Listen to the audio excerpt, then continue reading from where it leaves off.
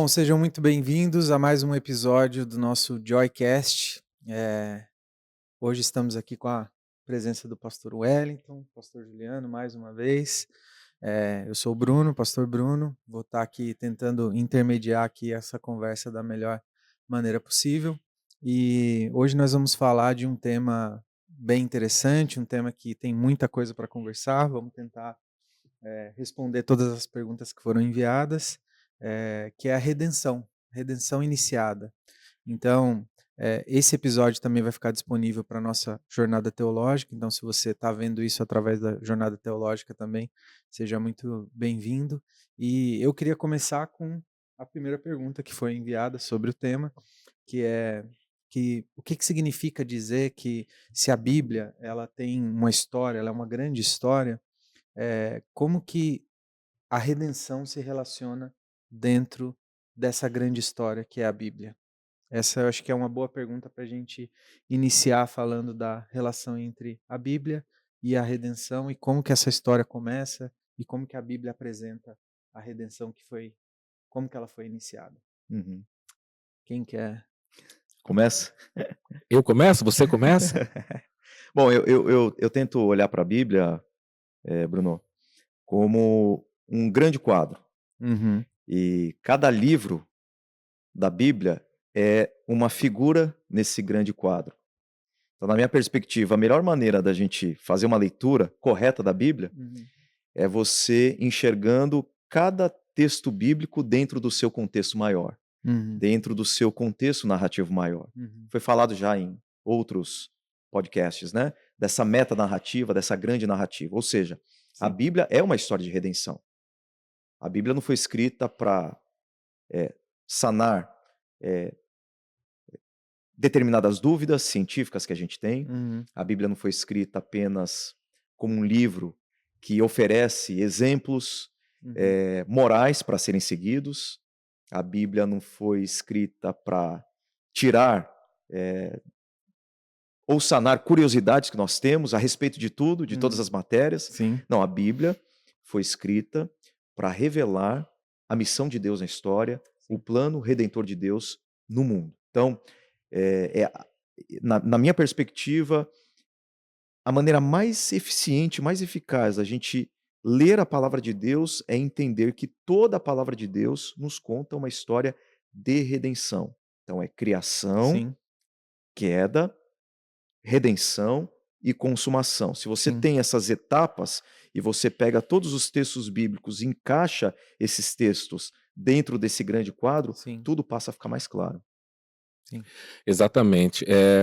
Eu lembro, por exemplo, que na faculdade, quando nós tratávamos de, por exemplo, de literatura, os próprios professores, eles comentavam que os alunos cristãos, eles tinham mais aptidão na interpretação e entender questões literárias, exatamente por ter esse relacionamento com a Bíblia, ou seja, Sim. entendendo a riqueza e a profundidade literária que existe na Bíblia. De uma maneira simples, é como se nós disséssemos que existem, por exemplo, duas camadas. Você tem uma história, como eu mencionei, por exemplo, você tem uma história de José, que você pode parar na história de José, e você tem a história de José que aponta para algo maior, que no caso é a redenção. Nem todos, por vezes, conseguem captar essa outra camada do que o texto bíblico está apresentando. Mas quando você de fato estuda e medita na Bíblia, você vê que, conforme o Juliano mencionou aqui, tudo aponta para a redenção, para o trabalho de Cristo.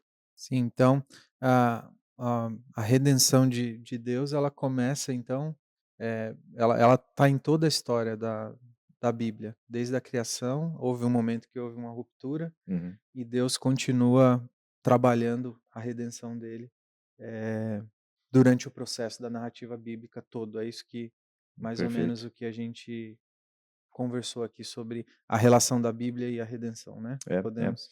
Você vê, Gênesis começa com Deus criando o mundo.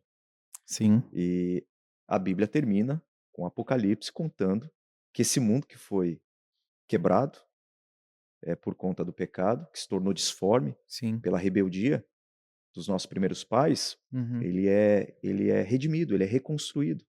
Então, de Gênesis a Apocalipse, o que nós temos é uma história linda Redentivo. de redenção, né? Uhum. Senão a gente começa a pegar texto, Bruno, e que não está errado de uma certa forma, como Sim. por exemplo a batalha de Davi com Golias. Uhum. E a nossa pregação é: seja corajoso como Davi, Uhum. vence os seus gigantes. Sim. O que não, digamos assim, não tem um problema. Acho que a gente tem que ser corajoso como Davi, ter fé Sim, como sim. Davi, mas a história de Davi ali não foi contada, a luta dele contra Golias, para mostrar o quanto Davi é bom.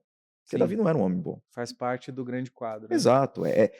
Eu me identifico, se eu leio a Bíblia na perspectiva da história da redenção, eu vou me identificar muito mais com o povo de Israel que estava acovardado diante de Golias, do que exatamente com Davi. É o representante de Deus Sim. vencendo os inimigos para que Israel fosse uma nação que levasse a luz da glória de Deus para todos os povos da terra, né? Sim. Senão a gente cai nessa coisa muito moralizante, né? Uma leitura muito moralizante das escrituras. Uhum. Então, Eu acho que o exemplo do quadro é muito bom, porque é um processo contínuo, né? Que sim. são várias peças que estão se encaixando até o dia em que tudo vai ser completo, né? Na vinda de Cristo novamente. E aí, pegando o gancho disso, o pessoal, a gente levantou aqui uma pergunta que fala sobre Gênesis 3,15. E como que é essa primeira fala aí de Gênesis 3,15 conecta com a redenção que foi depois, mais tarde, realizada em Jesus Cristo. E eu vou ler o texto de Gênesis 3,15 para o pessoal também acompanhar, para vocês, que diz assim: porém inimizade entre você e a mulher, entre a sua descendência e a descendência dela, que ferirá a sua cabeça e você lhe ferirá o calcanhar. Então, mais uma vez, nós temos aqui, por exemplo, nós mencionamos a palavra proto-evangelho, seria um evangelho antes do evangelho, Uhum. e o evangelho significando boas novas. E em termos normais, por exemplo, a cobra, ela faz isso geralmente com com o ser humano mesmo, ele vai Uhum. picar. Mas aí que nós vemos, ele não está tratando apenas dessa, vamos dizer assim, dessa relação natural, mas ele está apontando para Jesus, que é o filho dessa mulher, e Sim. colocando a serpente como Satanás nesse caso. Então, ou Sim. seja, há uma relação entre Jesus e Satanás e da vitória de Jesus sobre Satanás apresentado como a serpente. Sim. Alguma coisa. Não, acho que é perfeito, é um texto lindo, né? Essa Uhum. batalha cósmica que existe Uhum. entre Deus e as hostes malignas, e Sim. ao longo de todo o Antigo Testamento que a gente percebe essa briga, não uma briga entre iguais, Uhum. porque nunca seria uma briga entre iguais, né? Sim, sim. Deus é todo-poderoso, ele é onipotente, onisciente, onipresente, Uhum. e só ele tem esses atributos, né? Mas a, a, a a serpente, que é a personificação do diabo, tentou, de diversas formas, impedir que Jesus cumprisse a sua missão. Sim. Antes até, né, na ascendência de Jesus, tentando frustrar, né, eliminar o povo de Israel. Quantas vezes Uhum. nós temos essas batalhas épicas? O pessoal até fica Uhum. meio preocupado quando Sim. Deus incentiva o povo de Israel a vencer os inimigos, né? Sim. Mas se Israel não vencer os inimigos venceriam Israel. Sim. Então você tem histórias ali cruciais onde o povo de Israel, a árvore genealógica de Jesus, ela é colocada sob risco, né? Por quê? A gente vê por detrás dessas batalhas, e essa é uma leitura importante das Escrituras, e para entender essas batalhas, essas guerras, o que está acontecendo, pelo menos na nossa perspectiva, se você olha, por exemplo, para Apocalipse capítulo 12, o Uhum. dragão perseguindo a mulher grávida no deserto, é Sim. Satanás perseguindo a igreja no Antigo Testamento, tentando impedir o nascimento de Jesus. Então Uhum. ele feriu o calcanhar de Jesus em muitos momentos, Sim. mas não teve jeito, né? É. A cabeça foi esmagada. E pegando esse gancho aí da ascendência, né? A gente tem uma pergunta aqui que eu acho que é interessante, que por que Deus escolheu então Abraão, né, para começar esse plano de redenção? Uhum. O que eu não sei se a gente pode dar pitaco, né, porque É. Deus sabe tudo que ele faz e por que ele fez, mas eu acho que a gente pode conversar um pouco sobre por que Abraão, o que tem essa relação com Abraão e o plano de redenção, se a gente puder adicionar alguma coisa nesse contexto, nesse tema. Uhum. Em Gênesis 12, né, que Sim. acontece isso, a escolha Sim, de vamos tentar explicar aqui apresentar alguns motivos porque Deus escolheu Abraão. Deus escolheu Abraão porque no plano dele, na soberania dele, ele quer usar pessoas. Deus, ele gosta bom. de abençoar, de Uhum. realizar a sua obra através de pessoas. Sim. Ele é autossuficiente, ele é completo, ele não precisa de nada do que nós temos, mas ele, pela sua divindade, pela sua essência ser amorosa, ele quer compartilhar essas bênçãos que ele goza na Trindade Sim. conosco. E ele escolheu Abraão, mas aí a escolha não é uma escolha meritória. Uhum. Uhum. Olha, dos que estão na terra, Abraão é o mais santo, é o Uhum. mais perfeito, é o que não foi nesse sentido. Deus escolheu uma pessoa para capacitar Sim. essa pessoa, para que essa pessoa seja um reflexo da imagem de Deus. Uhum. Deus, ele gosta de abençoar pessoas. E ele escolheu Abraão para que Abraão fosse uma bênção para muitas nações, para todas as nações da terra. Muito É bom. fantástico, fantástico, muito Muito bom. bom. Tem um texto em Josué, no capítulo 24, em que tá claro ali que Abraão, ele vem de uma família idólatra. Sim. Porque às vezes a gente acha que Abraão era o pai da fé Uhum. antes ele- de demonstrar fé. Que ele já nasceu o pai da fé, Ele né? nasceu pai da fé, o cara crente e tal. E o que o Wellington falou faz todo sentido. Deus escolhe pela graça dele um homem que era... Não melhor que os Não, outros. né? Fala aqui, eu vou olhar o texto mais de perto. Josué diz: da além do rio, antigamente habitavam vossos pais, Terá, pai de Abraão, Uhum. e pai de Naor, e serviram a outros deuses. Eu, porém, tomei Abraão, vosso pai, da além do rio, fiz andar por toda a terra de Canaã, também multipliquei a sua semente dele, Isaac. Então a ideia é que Abraão pertencia a uma família idólatra. Sim. Desculpa, Juliano, que texto que você leu, por Josué favor? 24, 2 e 3. Perfeito.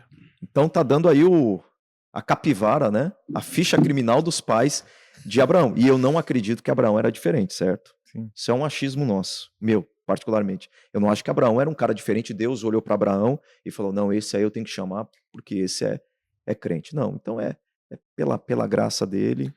E eu acredito que fica evidente isso, Juliano, porque no processo de Abraão se tornar o que ele veio a ser, ele cometeu muitos erros. Ele continuou, ou seja, ele não era perfeito e ele continuou não sendo perfeito. Sim. Nos Ou seja, relatos das histórias, a história gente dele, consegue... por exemplo, quando ele diz, por exemplo, ele tem medo de dizer que Sarai é sua esposa, por exemplo, e é Deus quem intervém miraculosamente, você entendeu? Porque Deus sabe que é através da relação entre Abrão naquela época e Sarai que vai vir o filho da promessa, Sim. e Sim. ele continua cometendo erros. Ah, Sim, o próprio relacionamento dele com Agar, que era escrava de Sara, que se deu porque ele desconfiou da promessa que Deus havia feito para ele, que Sim. Deus daria Sim. um descendente dele, de Sara. Disso E decorreu um monte de árabes e judeus, né, que dizem E que os coisas ismaelitas até são... hoje.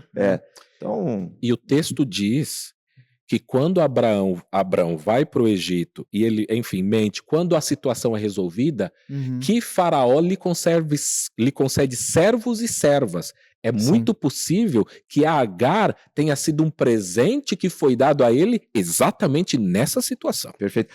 Um dado importante, Bruno, é o seguinte, que a gente está falando aqui. Quando a gente fala da Bíblia como uma história de redenção, Uhum. a gente precisa, talvez, recalibrar a nossa leitura das Escrituras, porque a gente tem uma tendência muito grande de olhar para os personagens bíblicos como heróis. Uhum. Tudo bem que tem ali a galeria dos heróis da fé, né, em Hebreus capítulo 11 e tal, mas a Bíblia não é sobre grandes homens, Não grandes traz heróis. modelos de pessoas, Não, né? Traz um modelo de um grande Deus, de um grande Deus. redentor, que usa pessoas quebradas para o cumprimento dos seus planos redentores, né? Exatamente.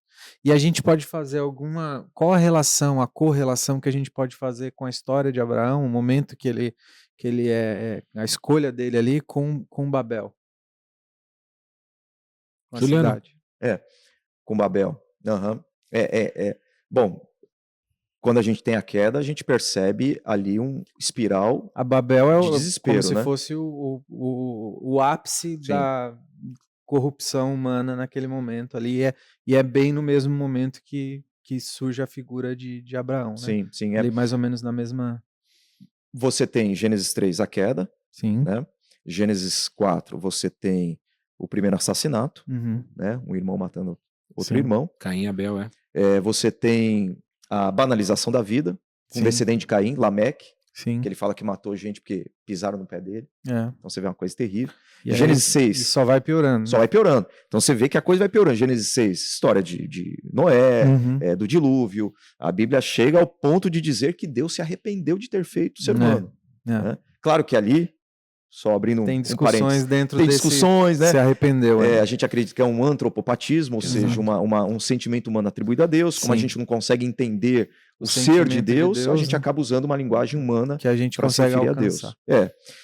E depois você tem o ápice, como você bem colocou aí, da rebeldia, da rebelião humana, Uhum. os seres humanos desobedecendo a Deus, porque Deus falou: eu quero que vocês se multipliquem, se espalhem pela terra, e os habitantes de Babel fizeram exatamente o contrário. Não se Sim. espalharam, se juntaram, por quê? Porque a intenção deles era talvez alcançar Ser o grandes. céu, ser grandes. E aí você tem Abraão, né? Sim. Porque a resposta de Deus para a redenção é diferente da solução dada pelos habitantes de Babel.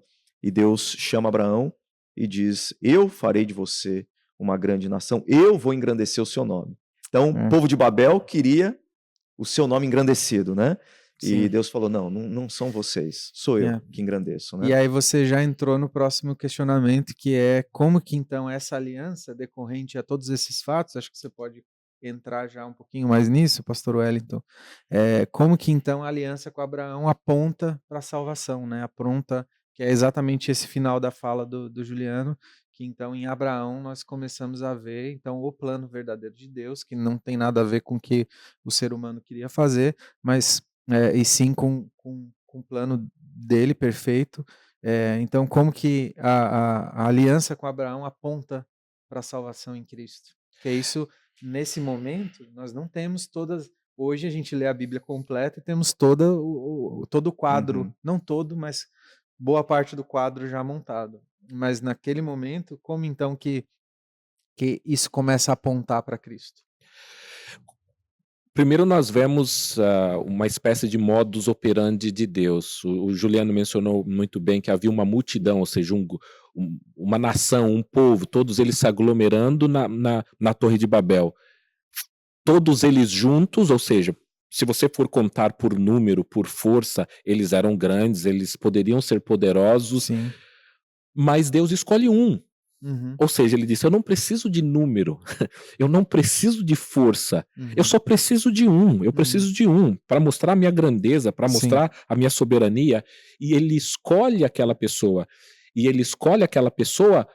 para que ela realize o que ele queria ter realizado desde o início com Adão, que você me obedeça, e ele vai dar uma ordem para Abraão dizendo: sai do meio da tua casa, do meio da tua parentela e vá para uma terra que eu te mostrarei. Eu não sei vocês, mas esse texto ele sempre me chamou a atenção.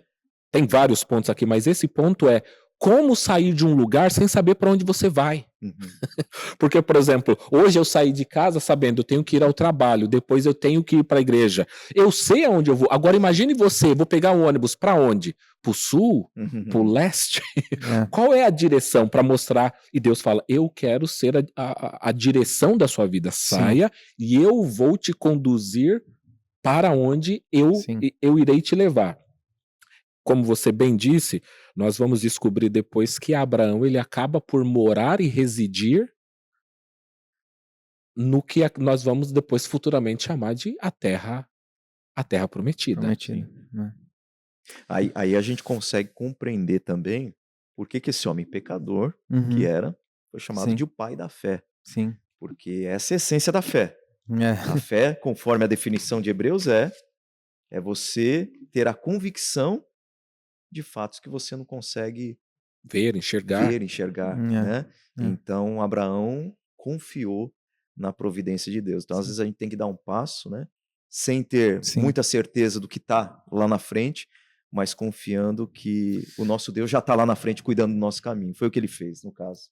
E por que que, vamos lá, então o plano já está montado, Deus escolheu ali Abraão, teve alguns episódios e tal, e por que que mesmo assim Israel, que é o povo escolhido, que descendente da linhagem que Deus escolheu, Israel falha miseravelmente tantas vezes na missão de levar então a luz para as nações, né, de ser o povo escolhido de Deus.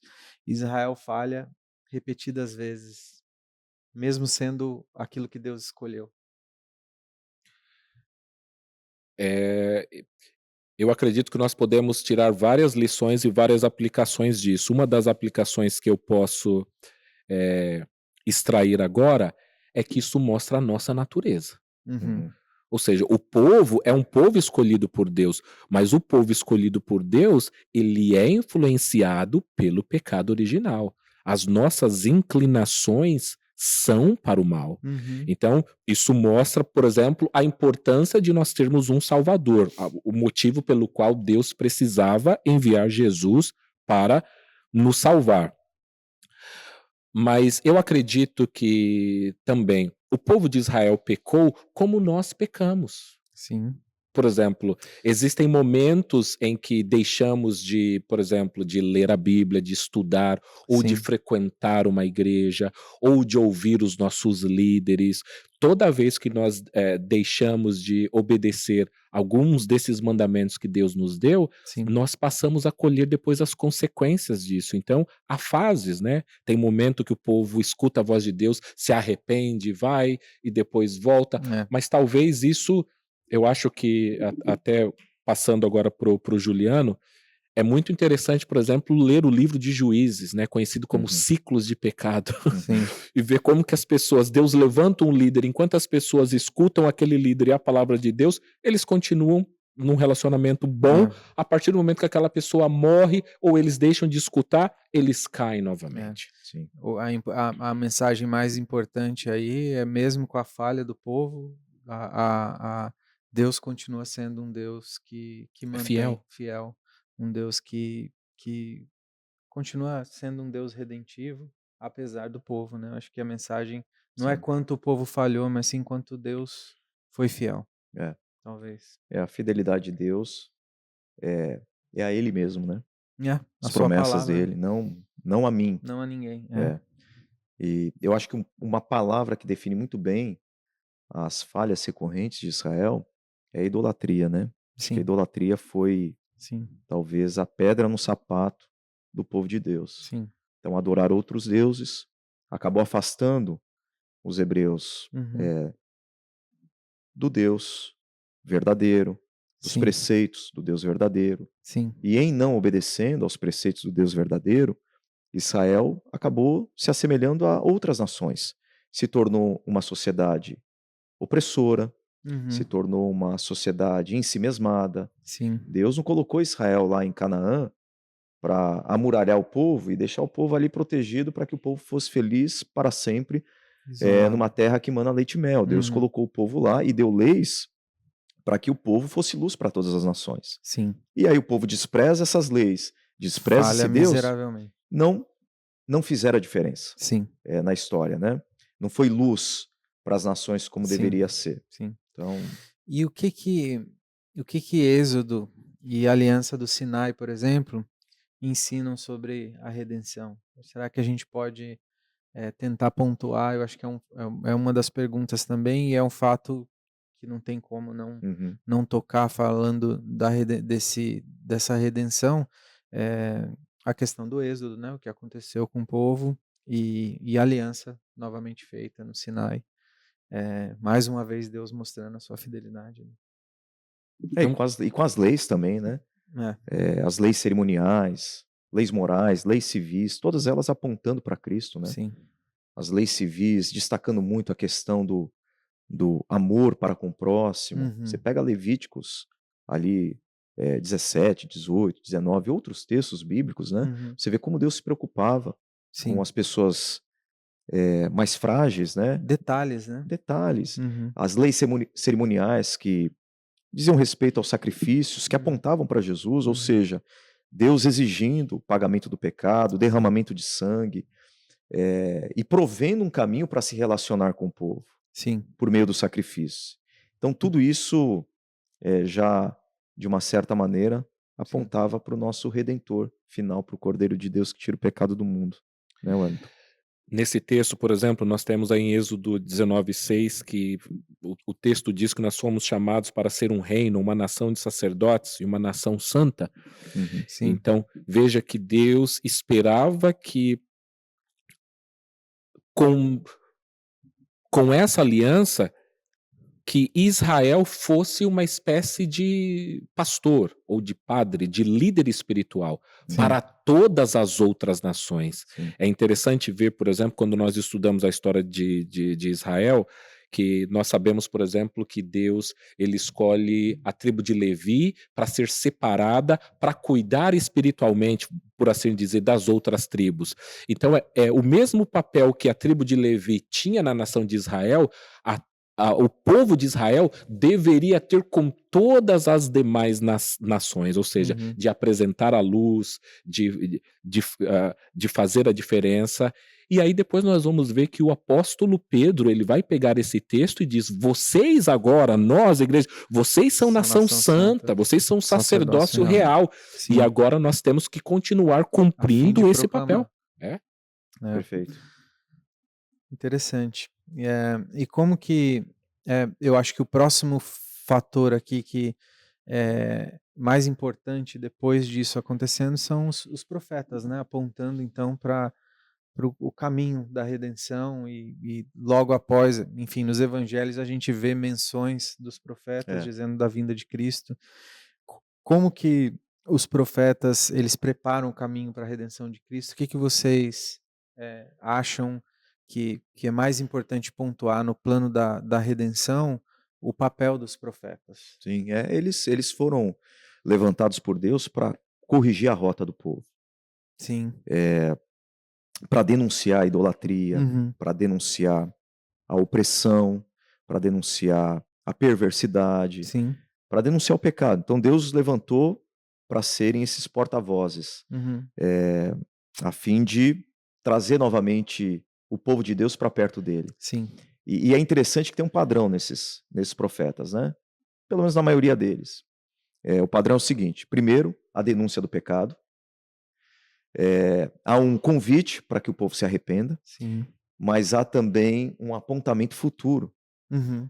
de que um dia haveria alguém, Sim. né, vindo da parte de Deus, sendo o próprio Deus, que faria o que Israel, como povo de Deus, como filho de Deus, como a luz de Deus para as nações, não conseguiu fazer. Todos os profetas Uhum. apontam para Jesus e dizem: vai chegar um tempo que Deus vai restaurar todas as coisas, vai Sim. chegar um tempo que Deus vai dar um novo coração, vai chegar um tempo de que o Deus, né, Criador, ele vai entrar na história e resolver esse problema Sim. do pecado definitivamente. Né? Então, eu acho que é um resumão aí do que os profetas fizeram, né? O papel deles na história da redenção. A resposta é muito boa. Se eu puder acrescentar algo, eu diria que, por exemplo, eu ousaria dizer que eu chamaria os profetas de GPS. É boa. Uma Você boa tá analogia. fora, você tá saindo fora Sim. do caminho, o profeta fala: olha, volta para o caminho, Não esse é é o por aí. caminho. Exatamente. Mas, como muito bem foi apresentado pelo pastor Juliano, eles dizendo o seguinte: Deus espera que vocês obedeçam, mas ele sabe que essa obediência perfeita, plena, não é possível através de vocês. Uhum. Mas chegará o dia em que Vai uma ter pessoa vai realizar isso por vocês. Isso é maravilhoso. Como a gente tem falado, né? A função de Israel era ser luz para as nações. Conseguiu? Não conseguiu, Não. como Deus havia projetado. E aí, quando Deus encarnado, né?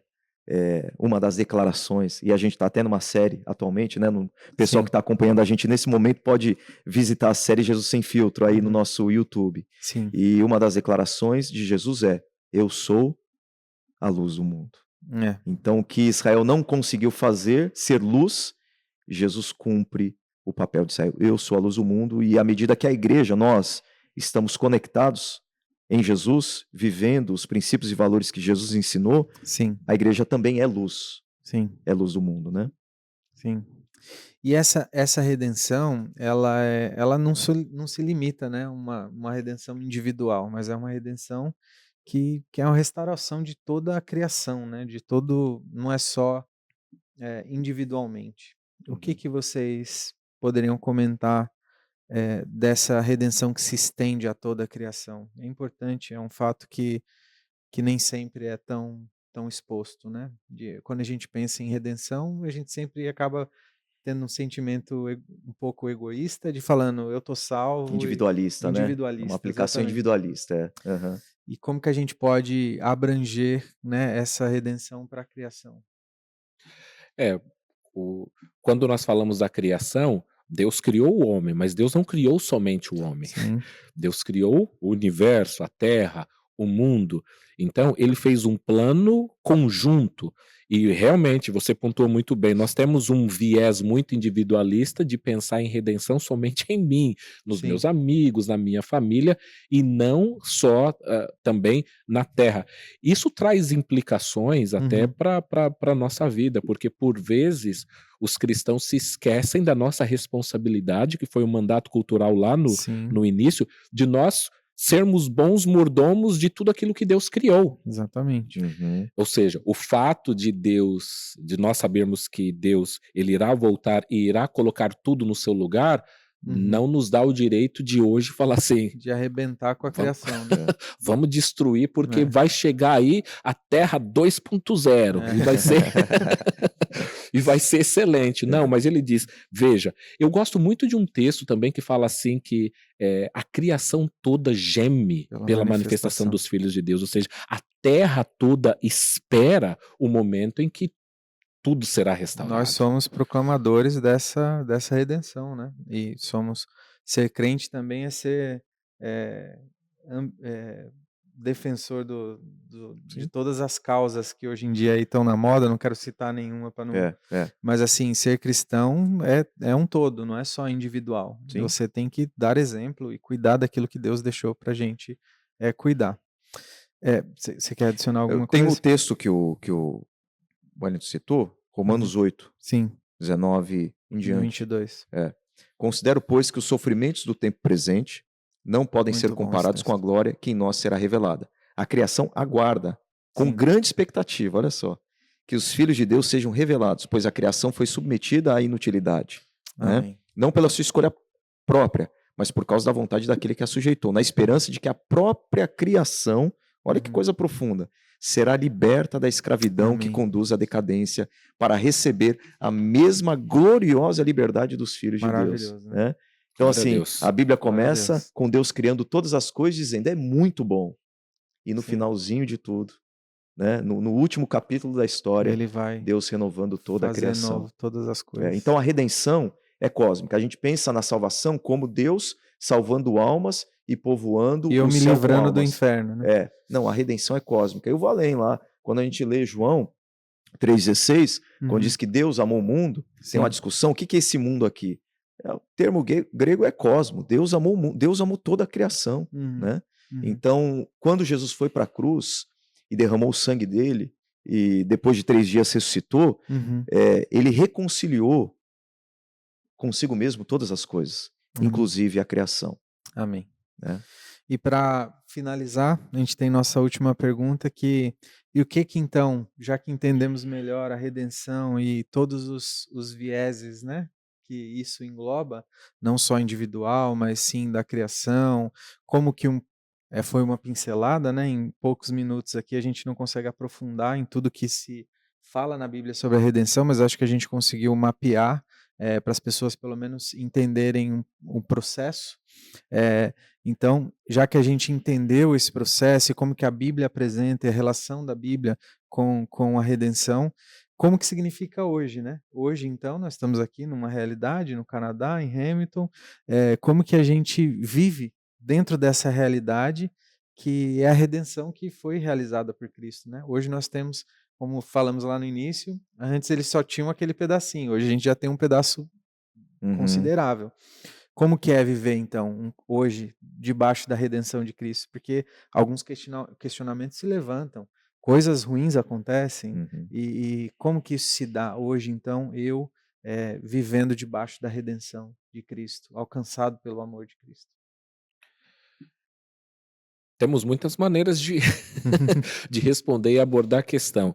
Eu vou pelo seguinte caminho, eh, nós vivemos como representantes dessa visão, desse entendimento, Sim, dessas boas novas. Nós vivemos como embaixadores, de Cristo, desse entendimento. uhum, Então, se nós vimos que Israel deveria ser luz e não foi, deveria ser sal e não foi, uhum, mas Jesus veio e cumpriu isso, uhum, o Juliano mencionou anteriormente também, nós estando em Cristo, nós somos luz, nós somos sal.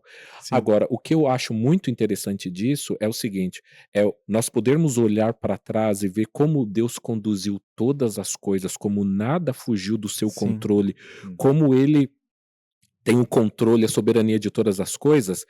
Então, por exemplo, você mencionou, por exemplo, mas nós sofremos. Então eu tenho que sim, olhar para o meu sofrimento por exemplo, o muito versículo bom. citado: "Tenho para mim que as aflições desse tempo presente não podem se comparar com a glória que nos há de ser, revelada". Sim, Da mesma maneira, por exemplo, que o povo de Israel sofreu, hoje nós sofremos e muitos cristãos sofrem, sim, mas se a batalha já está ganha, Bruno, Uhum. Po qual é a minha expectativa? É por isso que o apóstolo Paulo, que entendeu isso, ele disse: "Quer eu esteja aqui no meu corpo físico vivo ou morto, meu amigo, eu estou feliz, porque se Deus me levar, eu estou com ele. Se ele me deixar aqui, eu estou fazendo a obra para até quando ele chegar". Então ele diz: "Não tem com Deus é win-win, é ganhar ou ganhar, é vencer uhum, ou vencer em todo momento. Se nós estamos aqui, mesmo esse sofrimento, ele é usado para o nosso bem. Pois sabemos que todas as coisas cooperam para o bem. se a Todas as gente coisas incluem sofrimento. se Uhum. a gente olhar da perspectiva certa, não tem por que ter, alguns questionamentos ou tristezas, né, mas sabemos que somos seres falhos, né. Falhos, exatamente. Você, É, pastor Juliano. perfeito. Eu acho que a igreja é ser uma comunidade, redentiva, né, Uhum. a igreja é uma nova criação. Sim, A igreja é uma maquete, imperfeita, claro, como toda maquete, né, sim, do que será um dia o reino de Deus. sim, Então a igreja precisa sinalizar com toda a densidade possível as marcas desse reino. Então, sim. ser uma comunidade de generosidade, de justiça, de compaixão, de perdão, de Uhum. misericórdia, de paz, né? Praticar, né, Praticar, não praticar. só E a sociedade olhar para a igreja sim, e ver uma como um sociedade. pedaço. O que que é uma sociedade redimida? O que um dia vai ser o novo céus e nova terra? A gente não consegue ter um vislumbre perfeito, Sim, mas a igreja já precisa ser o antepasto desse sim, grande banquete que será um dia o reino muito bom. consumado do Senhor, né? Sim, E como você falou, né? Por exemplo, como que a redenção se aplica ao cuidado com o meio ambiente? é, Será que a redenção tem implicações para o ecossistema? Como que a uhum. igreja Sim, sinaliza isso, entre sim, outras, na arte, na cultura, na sim, educação, com né? certeza. Enfim, Impacta todas as áreas, né, é, não só uma. Muito bom, muito bom. Queria agradecer aí a participação show de de bola. vocês, eu acho que foi, como eu disse, é um tema complexo para ser abordado em tão pouco tempo. Acredito que a gente conseguiu aí dar algum, esclarecimento para você. Tem algumas referências, pesquisas que você pode fazer também juntamente com esse, podcast, e a gente incentiva que você faça isso. Eu queria agradecer você que nos acompanhou até aqui, agradecer o pastor Wellington, o pastor Juliano e toda a nossa equipe aqui que está por trás, É. ajudando a produzir isso. E que Deus te abençoe, que você seja impactado por essa redenção. Se você ainda não decidiu, deixar Cristo invadir aí a sua alma, o seu espírito e que essa redenção faça parte da sua vida, primeiramente, para que isso impacte o microambiente em volta de você e o macroambiente também, que Deus fale ao seu coração e que você seja profundamente abençoado. Deus te abençoe.